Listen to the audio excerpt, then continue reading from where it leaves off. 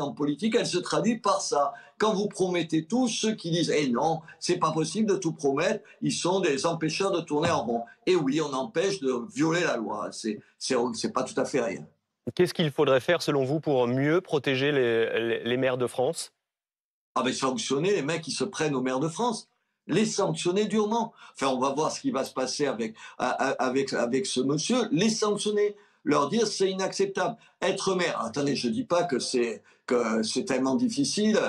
Moi, je vais être candidat à la mairie. Il y a plein de maires qui vont être candidats. Donc, si on ne voulait plus être maire, on ne serait pas candidat aux élections. Mais en même temps, on a envie de l'être de façon un petit peu sereine. Et puis que chacun apprenne à respecter l'autre. J'ai le sentiment, comment vous dire, qu'il y a une violence au quotidien, vous savez, une façon de devenir intolérant à tout, et je le disais, puis de ne plus accepter qu'on vous dise non, mais il y a plein de choses qu'on peut pas faire, il y a plein de choses qui sont plus compliquées, il y a des choix à faire, vous faites plaisir aux uns et pas aux autres. Alors qu'est-ce qu'il faut faire par rapport à ça? Sanctionner ceux qui s'en prennent aux maires, donner plus de pouvoir aux polices municipales parce qu'on a besoin d'assurer la sécurité dans nos villes, et puis dire aux magistrats, vous êtes implacables avec ces gens-là. Et de façon annexe, construire des places de prison, parce que si vous voulez mettre des mecs en prison ou des filles en prison, il faut bien trouver un endroit pour les mettre en prison. Il faudrait des sanctions spécifiques, vous dites, pour ceux qui s'en prennent aux maires. Non, non. L'arsenal législatif aujourd'hui n'est pas suffisant, selon vous? Non, non, il faut arrêter. Attendez, les maires, je ne suis pas plus ou moins que vous. Vous êtes journaliste, vous pourrez aussi inventer des sanctions spécifiques aux journalistes. Non, je ne crois pas. Je crois que la loi est là. Il faut l'appliquer durement. Il faut sanctionner les gens qui ont fait ce qu'on vient de voir là. La personne qui a fait ça, elle mérite, pardon, d'aller en prison. D'aller en prison. Il y a un moment donné, il faut dire ça. Et moi, je suis pour que des peines de prison, même, enfin, il ne va pas être condamné à 10 ans de prison, évidemment, même si vous êtes condamné à 3 mois, 6 mois de prison, et que c'est la première fois que vous êtes condamné, vous alliez en prison. Il y a tout un tas de pays où, quand tu prends 8 jours de prison, tu fais 8 jours de prison. Et je vous garantis que la prison, c'est pas un hôtel 4 étoiles. C'est terrible, la prison, quand vous y allez. Moi, j'y vais parce qu'il y a une prison, évidemment, à côté de chez moi, et il y a des conseils de surveillance auxquels je participe. Ça te fait peur, la prison. Ça te fait peur. Et moi, je pense que cet effet dissuasif, il est important. Alors, il faut arrêter de trouver des excuses à qui que ce soit. On prononce des Vous peines, trouvez qu'on on on les trouve des applique, et même excuses si c'est aujourd'hui canichon. vous trouvez qu'on trouve des excuses aujourd'hui aux agresseurs et qu'il n'y a pas assez, au fond, de fermeté? Non, je ne pense pas que tous les magistrats sont des espèces de personnes laxistes. Je ne pense pas du tout ça. Il y a des magistrats qui sont laxistes, il y a des magistrats qui ne le sont pas. Vous savez, il y a des bons journalistes et des mauvais journalistes.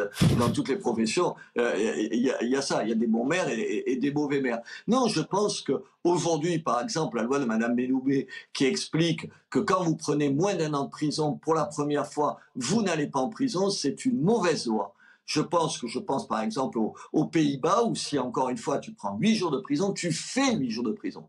C'est pas possible d'entendre un tribunal prononcer au nom du peuple français une peine de prison et ensuite qui est systématiquement, vous savez, adapté. Tu vas porter un bracelet ou que sais-je encore. Non, il faut sanctionner les gens de la même façon que les gens qui, dans la ville, nous pourrissent la ville en faisant des graffitis, nous emmerdant à longueur de temps. Il faut leur faire réparer ce qu'ils font. Je veux dire, il ne s'agit pas de dire il faut absolument, on ne va pas mettre un flic derrière chaque personne, mais quand on prononce une peine, on applique une peine. Et encore, il y a des magistrats qui le font. Mais moi, je connais aussi des magistrats qui me disent je demande pas 3 mois ou 6 mois de prison ferme parce que vous voulez qu'il aille la faire sa prison ferme. Où? Alors là, il faut commencer par construire des prisons. Vous n'avez qu'à le rappeler à M. Macron qui avait fait des promesses dans ce sens qu'il n'a pas tenues. Je crois que ce n'est pas la seule promesse qu'il n'a pas tenue par ailleurs. L'Association des maires de France a mis en place ces dernières années des formations à la gestion des incivilités pour les maires, pour essayer de gérer ces fameuses situations qui peuvent être conflictuelles et très vite dégénérer. Ça vous semble aller dans le bon sens?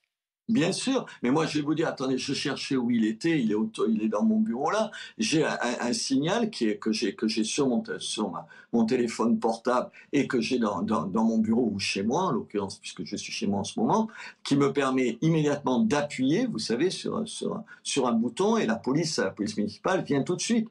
Oui, il y a des réponses à apporter comme ça. Mais je pense qu'il y a un problème général. Enfin, attendez, vous connaissez, enfin moi je suis un vieux monsieur, il y a 50 ans, personne se baladait avec un couteau. Et il nous arrive régulièrement de fouiller des gens, ils ont des couteaux sur eux, ou ils vont chercher un couteau. Moi, ça m'effraie. Qu'est-ce que c'est cette histoire? Tu vas chercher un couteau, pourquoi faire? Tu portes un couteau sur toi, pourquoi faire? Y compris des gamins qui ont des couteaux sur eux.